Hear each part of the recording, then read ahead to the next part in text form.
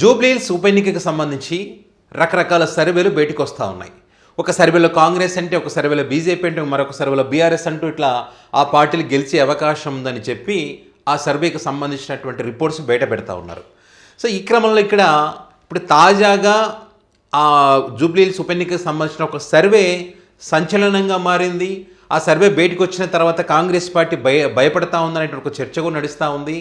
ఎందుకు భయపడతా ఉంది, ఎందుకు కాంగ్రెస్ పార్టీ ఆ సర్వేను పేడి సర్వే అని అంటా ఉంది, మిగతా సర్వేల గురించి మాట్లాడినటువంటి కాంగ్రెస్ పార్టీ ఈ సర్వే గురించి ప్రత్యేకంగా ఎందుకు మాట్లాడుతూ ఉంది అంటే తన ఓటమిని ఒప్పుకుందని చెప్పి బీఆర్ఎస్ పార్టీ చెప్తున్న దాంట్లో ఎంతవరకు నిజం ఉంది, అసలు ఆ సర్వేలో ఏముందనే దానికి సంబంధించి ఇక్కడ డివిజన్ల వారీగా ఓటింగ్ శాతం ఎంత ఉందనేటువంటి విషయాలు చాలా క్లియర్గా మీకు చెప్పే ప్రయత్నం చేస్తా.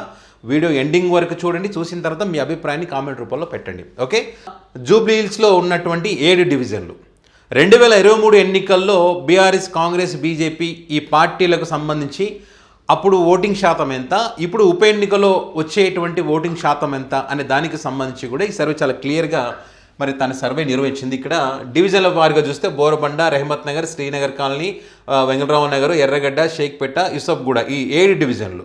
సో ఇక్కడ బోరబండ చూస్తే కనుక 45.2 2023 ఎన్నికల్లో బీఆర్ఎస్ పార్టీకి వచ్చినటువంటి ఓటింగ్ శాతం.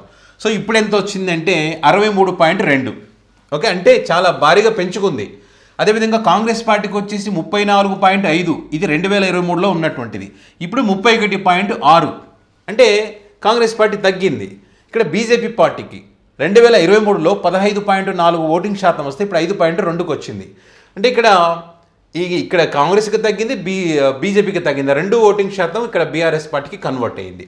రెహమత్ నగర్ 44.6 వచ్చింది ఎప్పుడు గతంలో 2023లో, ఇప్పుడు 45.6, అంటే 1% పెంచుకోగలిగింది అంతే బీఆర్ఎస్ పార్టీ. సో కాంగ్రెస్ పార్టీకి వచ్చేసి 35.5 2023లో, ఇప్పుడు వచ్చేసి 51.5, అంటే భారీగా పెంచుకుంది ఇక్కడ రెహమత్ నగర్ డివిజన్లో. బీజేపీ పార్టీ 15.3 వస్తే ఇప్పుడు 3.3కి తగ్గిపోయింది. బీజేపీ పార్టీ తన శాతాన్ని కోల్పోయింది. శ్రీనగర్ కాలనీ 44.1 2023లో వస్తే బీఆర్ఎస్ పార్టీకి ఇప్పుడు 61.9 వచ్చింది. చాలా చిన్న డివిజన్ అని చెప్తా ఉన్నారు, ఓట్లు కూడా తక్కువ అని చెప్తా ఉన్నారు. సో పెంచుకోగలిగింది ఇక్కడ. తర్వాత కాంగ్రెస్ పార్టీకి 2023లో 38.2 వస్తే ఇప్పుడు 33.3 వచ్చింది. బీజేపీ పార్టీకి 14.6 2023లో వస్తే ఇప్పుడు 4.8, బీజేపీ కంప్లీట్ తగ్గింది.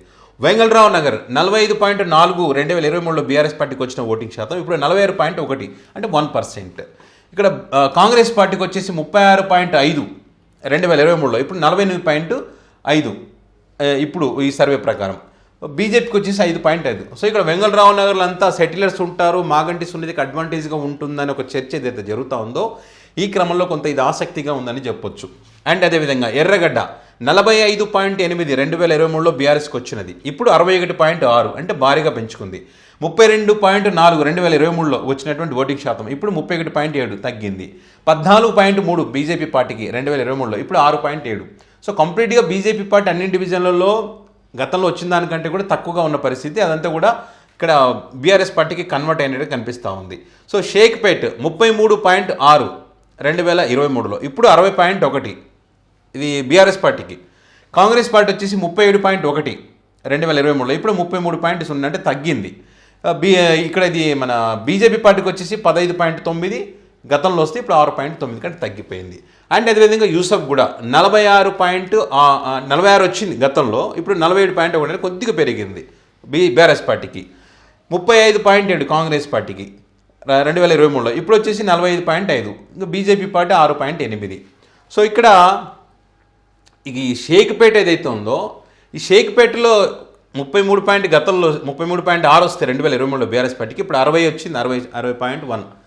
అంటే ఈ మైనారిటీ ఓట్లు కాంగ్రెస్ పార్టీకి పడతాయని ఏదైతే భావించారో అలాంటి మైనారిటీ ఓటింగ్ ఉన్నటువంటి ప్రాంతాల్లో కూడా బీఆర్ఎస్ పార్టీ వైపు ఉన్నాయన్నది ఈ సర్వేలో చెప్తున్న విషయం. అంటే ఒక్కొక్క డివిజన్లో ఒక్కొక్క రకమైనటువంటి పరిస్థితి ఉంది. ఫర్ ఎగ్జాంపుల్ ఇక్కడ వెంగళరావు నగర్ డివిజన్ తీసుకుంటే సెటిలర్స్ ఎక్కువ ఉంటారు, మాగంటి సునీతకి అడ్వాంటేజ్ అవుతుందని అన్నారు, కానీ ఇక్కడ కాంగ్రెస్ పార్టీకి అడ్వాంటేజ్గా కనిపిస్తూ ఉంది.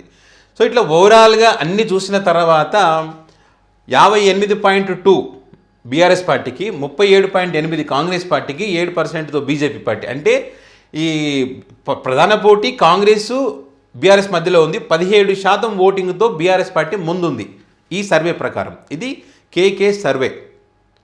గతంలో అంటే క్రెడిబిలిటీ ఉన్నటువంటి సర్వే కాబట్టి కాంగ్రెస్ పార్టీ కూడా భయపడతా ఉంది, అందుకే టార్గెట్ చేసింది. ఇది పెయిడ్ సర్వే అని చెప్పి వాళ్ళు పెద్ద ఎత్తున దీనికి సంబంధించి డిబేట్లు పెట్టడం కానీ ఆ పార్టీకి సంబంధించినటువంటి నాయకులు మాట్లాడడం కానీ మనం చూస్తూ ఉన్నామని చెప్పి. అండ్ అదే కాకుండా బీఆర్ఎస్ పార్టీ నుంచి వినిపిస్తున్నటువంటి మాట ఏంటంటే ఏ సర్వేలు ఏం చెప్పినా కూడా ప్రజలిచ్చేటువంటి అసలైన తీర్పు బీఆర్ఎస్ పార్టీ వైపే ఉంది. ఇప్పుడు మీరు ఏదైతే ఎంఐఎం పోటీ చేయకుండా ఎంఐఎం ఓట్లు మైనార్టీ ఓట్లు మీకు పడాలనే ఉద్దేశంతో మీరు ఆ ఎంఐను డ్రాప్ చేయించి మైనార్టీ ఓట్ల కోసం మీరు ఎంత ప్రయత్నం చేసినప్పటికీ కూడా మరి ఇక్కడ షేక్పేటలో మైనార్టీలంతా బీఆర్ఎస్ పార్టీ వైపు ఉన్నారని కొద్దిగా ఎగ్జాంపుల్గా చూడొచ్చు. మీరు ఆ ఓటమిని ఒప్పుకుంటున్నారనడానికి ప్రధాన కారణం కూడా మరి సడన్గా అజరుద్దీన్కి మీరు ఏదైతే మంత్రి పదవి ఇచ్చారో ఇక్కడ మీరు మీ ఓటమిని ఒప్పుకున్నట్టని బీఆర్ఎస్ పార్టీ వైపు నుంచి వినిపిస్తున్నటువంటి మాట. మరి ఎంఐఎం సపోర్ట్ ఉన్నప్పటికీ కూడా మైనారిటీలు బీఆర్ఎస్ పార్టీ వైపే ఉన్నారనేటువంటి వాళ్ళ అంతర్గత సర్వేలో బయటపడింది కాబట్టే ఆ నష్ట నివారణ చేయడానికి ఏమేం చేయాలనేటువంటి ఒక క్రమంలో అజరుద్దీన్కి మంత్రి పదవి ఇచ్చారనేటువంటిది పెద్దగా పొలిటికల్ సర్కిల్ పెద్దగా నడుస్తున్నటువంటి చర్చతో ఈ రకంగా మరి కేకే సర్వే అయితే ఒక పెద్ద సంచలనంగా మారిందని చెప్పొచ్చు.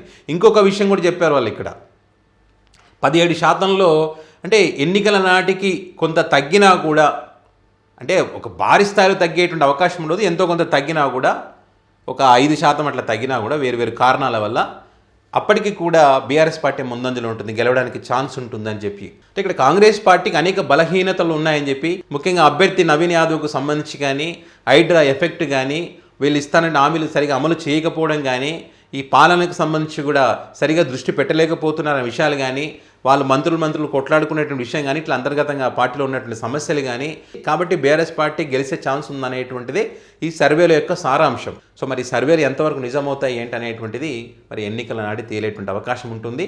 సో మరి ఈ అంశానికి సంబంధించి ఏ సర్వే ఏం చెప్పినా మీరేమనుకుంటున్నారు, జూబ్లీహిల్స్ ఉప ఎన్నికలో ఏ పార్టీ గెలిచే అవకాశం ఉంది, ఎందుకు, ఆ అంశానికి సంబంధించి కామెంట్ బాక్స్లో కామెంట్ చేయగలరు. Thank you.